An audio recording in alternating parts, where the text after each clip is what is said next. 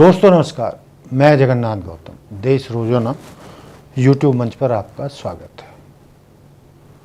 दोस्तों, आज मुझे हमारे संतों की एक वाणी याद आ रही है। वो क्या है?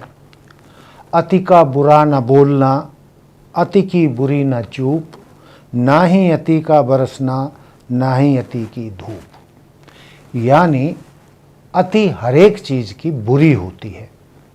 जिस तरीके से ज़्यादा बरसात होती है तो भी फसल नष्ट हो जाती है, और यदि ज़्यादा धूप पड़ती है तो भी फसल सूख जाती है। यानी अति दोनों तरफ से ही गलत है। मध्यम मार्ग जो संतों ने बताया है, संभवतया वही एक सत्य का मार्ग है, और आदमी के लिए वही रास्ता सबसे बेहतर है। अब मैं किस संदर्भ में ये बात कह रहा हूँ? ये मैं बात कह रहा हूँ अभी हाल ही में हुए उपराष्ट्रपति के चुनाव में। दोस्तों, भारत में मीडिया की एक तरीके से दो विचारधाराएं चल रही हैं, और मैं मीडिया के ऊपर जो बोलने जा रहा हूँ इसमें कई लोगों को मेरी बातें बुरी लग सकती हैं। आप जानते हैं कि अब मेरे कहने ना कहने से कोई फर्क नहीं पड़ता। एक तरफ तो कथित गोदी मीडिया है, और एक तरफ वो सामाजिक न्याय के पुरोधा पत्रकार जिनका झुकाव वामपंथ की ओर दिखाई देता है। और जो ये सामाजिक न्याय के पुरोधा जो पत्रकार हैं, देश के बड़े नामवर पत्रकार हैं, ये पहले कुछ वर्षों पहले बड़े बड़े चैनलों के हेड होते थे, या अपने कंधों पर किसी भी चैनल को चलाने की क्षमता रखते थे। लेकिन इन्होंने सरकार की गुलामी बर्दाश्त नहीं की, और ये सरकार का भोंपू नहीं बने, और लालच में भी नहीं आए। तो या तो इनको उन चैनलों से निकाल दिया गया या मजबूर कर दिया गया। ये बड़े बड़े राष्ट्रीय स्तर के खबरिया चैनलों को छोड़कर बाहर आ गए, और इन्होंने अपने अपने यूट्यूब चैनल वगैरह शुरू कर लिए। यानी ये सामाजिक या सोशल मीडिया के पुरोधा बन गया। कोई बुरी बात नहीं है, लेकिन जो मुख्य बात मैं कहना चाह रहा हूं कि एक तो गोदी मीडिया जो सरकार का भोंपू है, जो सरकार के निर्देश होते हैं, जो वहां से एजेंडा चलवाया जाता है, वो एजेंडा चलाते हैं। और जिस तरीके से इन खबरिया चैनलों के कुछ पत्रकार बुरी तरीके से सरकार के भोंपू बने हुए हैं, इनको पत्रकार कहते भी शर्म आती है। यानी एक तरफा वो देश के बड़े मुद्दों पर काम नहीं करते, उन्हें एजेंडा नहीं बनाते, ना वो बेरोजगारी को बनाते हैं मुद्दा, ना महंगाई को बनाते हैं, ना सामाजिक न्याय को बनाते हैं। बस जो सरकार उन्हें एजेंडा दे दे या ना भी दे, तब भी ये सरकार का भोंपू बने रहते हैं और सरकार से फायदा उठाते हैं। दूसरी तरफ जो मैंने बताया कि पत्रकारों का वो वर्ग है जो मैंने बता दिया कि कभी खबरिया चैनलों के हेड थे, राष्ट्रीय स्तर के पत्रकार थे, और आज उनको सामाजिक न्याय का पुरोधा माना जाता है, और उनकी बातों में दम भी है। जिस तरीके से वो देश हित में पत्रकारिता कर रहे हैं, सामाजिक न्याय के पुरोधा बने हुए हैं, और देश के असली मुद्दों को बहुत सारे कष्ट सहते हुए भी उठाते हैं, वो भी काबिल तारीफ है।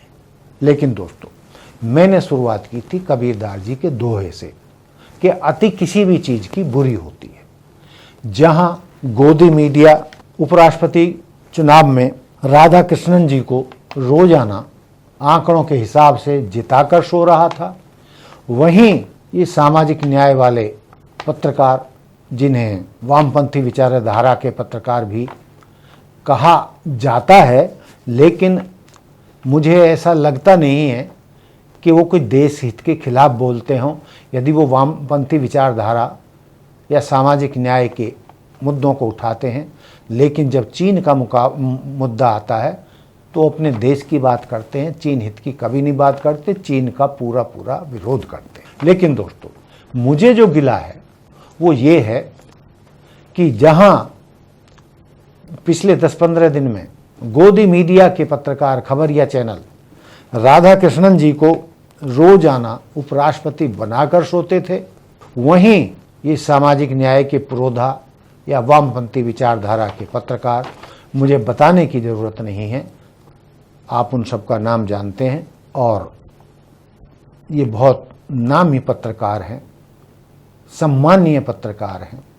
लेकिन ये जिस तरीके से ढूंढ कर खबरें ला रहे थे कि भाई आज फला जो है मतलब उनके हक में आ गया है, इंडिया गठबंधन के हक में आ गया है, टीडीपी भी आ गया है, द्रमुक तो है ही है, और जो रेड्डी हैं आंध्र प्रदेश के दूसरे, जो आंध्र प्रदेश के चीफ मिनिस्टर भी रहे हैं, उनको भी बताया जा रहा था और दावा किया जा रहा था कि एनडीए ग्रुप के बड़ी तादाद में 52 से लेकर 100 सांसद तक भाजपा उम्मीदवार या एनडीए उम्मीदवार के खिलाफ जाकर वोट डाल सकते हैं या डालेंगे।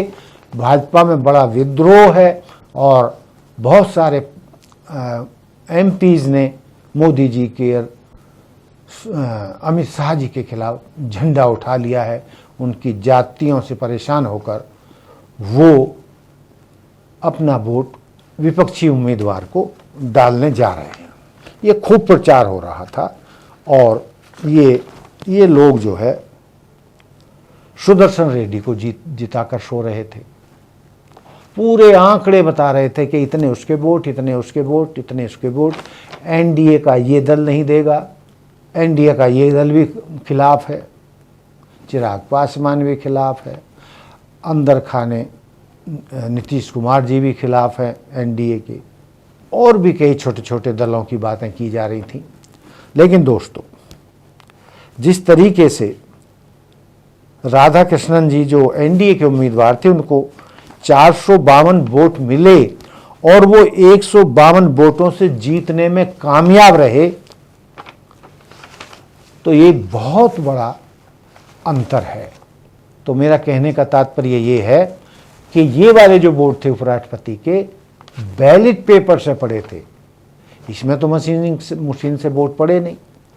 फिर भी जो वामपंथी विचारधारा के पत्रकार थे, ये उनके मुंह पर करारा तमाचा है और उनको ये स्वीकार कर लेना चाहिए।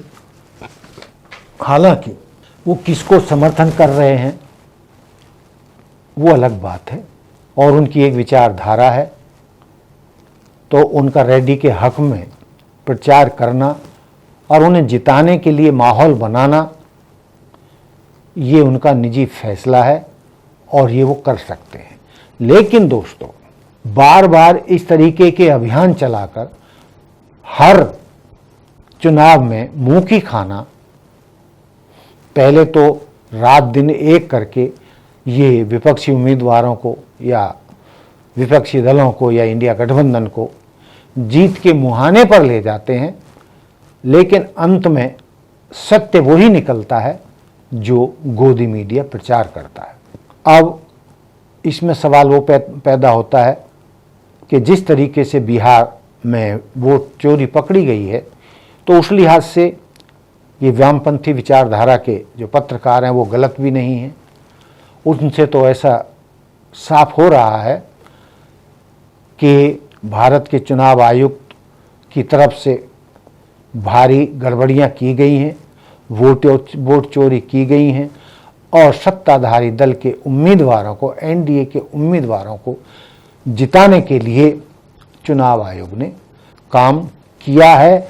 और जिस तरीके से राहुल गांधी ने अपनी प्रेस कॉन्फ्रेंस में ये सिद्ध किया कि किस तरीके से वोटों की चोरी हुई है, चाहे वो महाराष्ट्र में हो, चाहे बिहार में हो, चाहे कर्नाटक में हो, कर्नाटक के तो उन्होंने ज़बरदस्त उदाहरण दिए, तो वो भी अपनी जगह सही हैं। लेकिन फिर सवाल ये पैदा होता है कि उपराष्ट्रपति चुनाव में तो वोटिंग मशीन से चुनाव हुए नहीं, बैलेट पेपर से चुनाव हुए।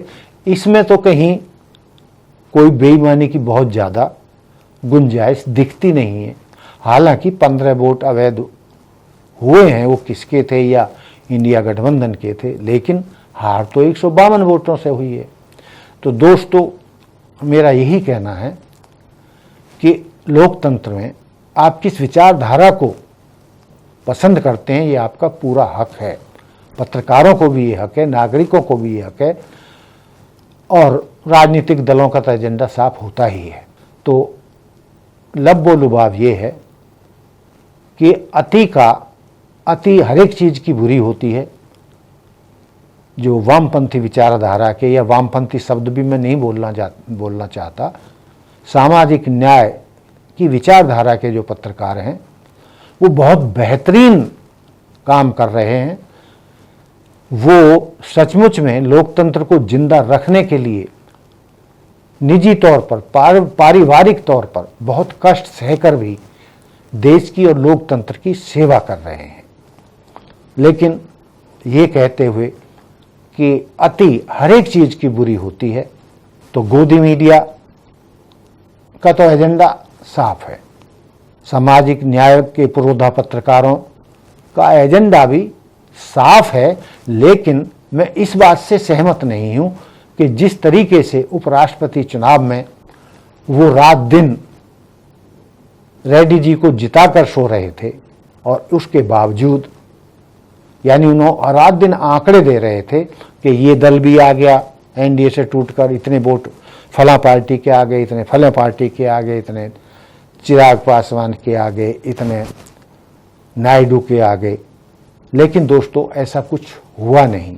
उड़ीसा के भी बताए जा रहे थे, रेड्डी के भी बताए जा रहे थे, लेकिन वो वोट कहाँ गए?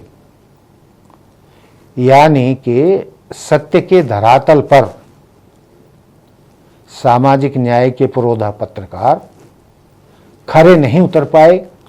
इससे उनकी साख को थोड़ा बट्टा लगा कहा जा सकता है। गोदी मीडिया की तो कोई साख ही नहीं है देश की जनता की नज़र में।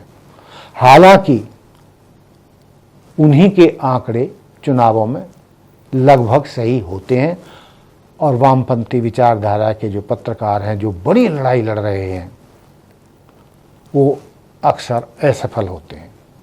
जो उपराष्ट्रपति के चुनाव में असफलता मिली है, और ये बहुत बड़ी असफलता है वामपंथी विचारधारा के पत्रकारों की।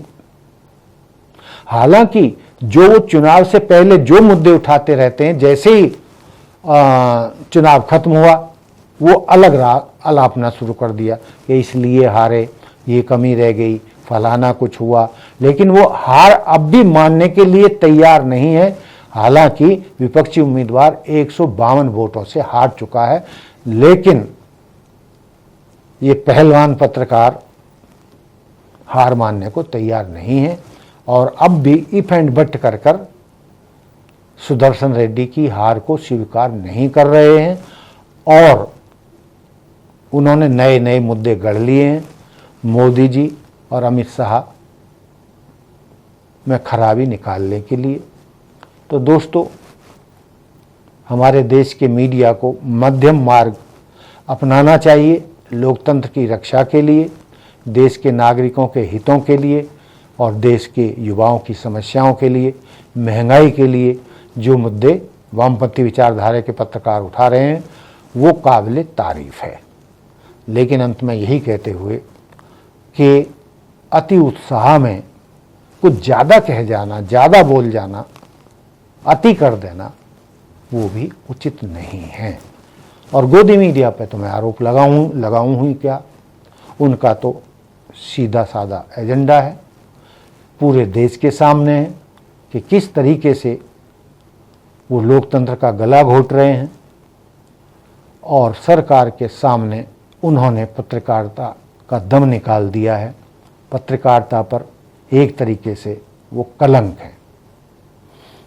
हालांकि ये शब्द मुझे नहीं बोलना चाहिए, लेकिन हकीकत तो यही है। जो गोदी पत्रकार खबरिया चैनल हैं, उन्होंने तो सरकार की गुलामी करना और भांडगिरी करने में सारे रिकॉर्ड तोड़ दिए हैं। तो दोस्तों, देश की जनता के सामने देश की समस्याओं को लेकर पत्रकार अपनी ताकत लगाएं और अपनी विचारधारा को तो मजबूती से रखें, लेकिन इतना भी झूठ ना बोलें या बिना बेपैर की बातें ना करें या झूठे आंकड़े पेश ना करें कि जिससे बाद में उन्हें मुंह छिपाना पड़े। तो मेरी ऐसी राय है वामपंथी विचारधारा के पत्रकारों के लिए। हालांकि मैं उनके एजेंडे से और विचारधारा से सहमत हूं, लेकिन जिस तरीके से उपराष्ट्रपति चुनाव में उन्होंने रात दिन एक कर दिया और आंकड़े पेश करके रेड्डी को जिताते रहे, ये थोड़ा सा ज़्यादा हो जाता है। ऐसा नहीं होना चाहिए। तो दोस्तों, ये था मेरा आज का मुद्दा कि मीडिया, देश का मीडिया हमारा कैसा बर्ताव कर रहा है, उसे किस स्तर पर पत्रकारिता करनी चाहिए और किस पर नहीं करनी चाहिए। अति हर एक चीज़ की बुरी होती है। ना अति का विरोध होना चाहिए और ना ही सरकार की भांडगिरी होना चाहिए। दोस्तों, यही मैं अपने ये स्टोरी ख़त्म करता हूँ, समाप्त करता हूँ। आशा है कई लोग मेरे से नाराज़ होंगे, तो कई लोग मेरी बात का समर्थन भी करेंगे। जय हिंद, जय भारत। हमारे साथ जुड़े रहने के लिए सब्सक्राइब करें देश रोजाना के YouTube चैनल को और नई वीडियो की नोटिफिकेशन पाने के लिए बेल आइकन जरूर दबाएं। अगर आप ये वीडियो Facebook या Instagram पर देख रहे हैं तो पेज को लाइक और फॉलो जरूर करें और ज्यादा से ज्यादा शेयर करें।